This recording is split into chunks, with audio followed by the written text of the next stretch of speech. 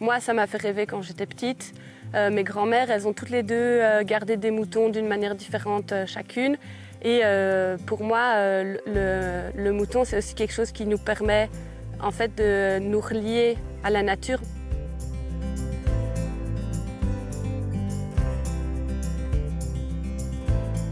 On est ici sur un morceau de pelouse calcicole qui a été restauré il y a quelques années. Et donc là, on voit le troupeau de moutons. C'est vraiment comme on voit en France dans les montagnes ou comme il y a aussi en Allemagne. Donc c'est le mouton mange hors d'un parc. Il mange en semi-liberté avec un berger, une bergère et son chien pour contenir le troupeau.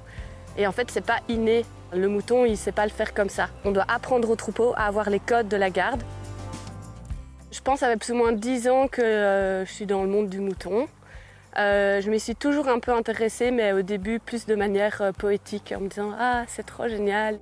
Après, j'ai eu vraiment envie de découvrir le métier de bergère. Pour moi, il y a vraiment une grande différence entre éleveuse et bergère. Éleveuse, c'est on est à la ferme, on élève vraiment le troupeau de moutons, alors que bergère, souvent, c'est pas nos moutons. On travaille pour un éleveur et c'est dans des grands espaces en montagne ou en plaine. Et on garde vraiment les moutons, donc on fait manger les moutons plus ou moins 10 heures par jour, tous les jours. Et du coup, pour ça, je suis partie en France pendant 2 ans pour garder dans les Alpes avec une autre bergère qui m'a en partie formée.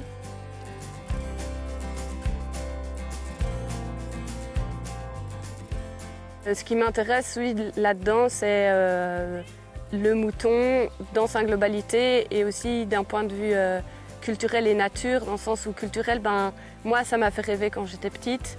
Mes grands-mères, elles ont toutes les deux gardé des moutons d'une manière différente chacune.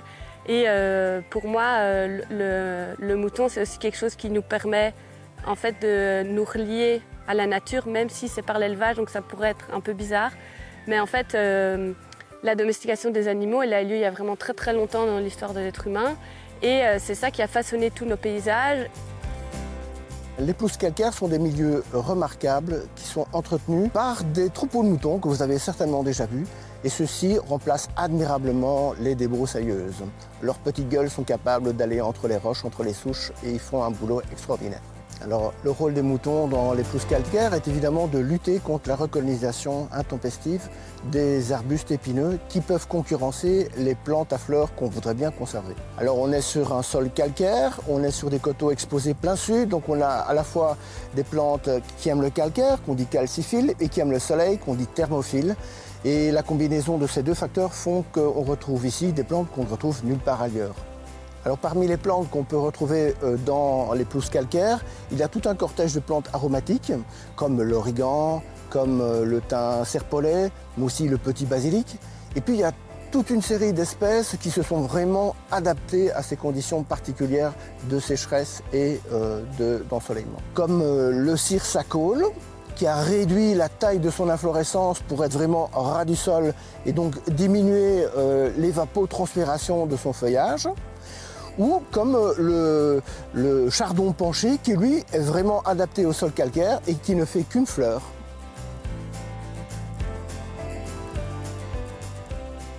On est dans un contexte où le pastoralisme il a été arrêté il y a plus ou moins une centaine d'années. Et du coup, on est dans un contexte où le territoire n'est plus adapté au pastoralisme, presque plus, disons, pour rester positif.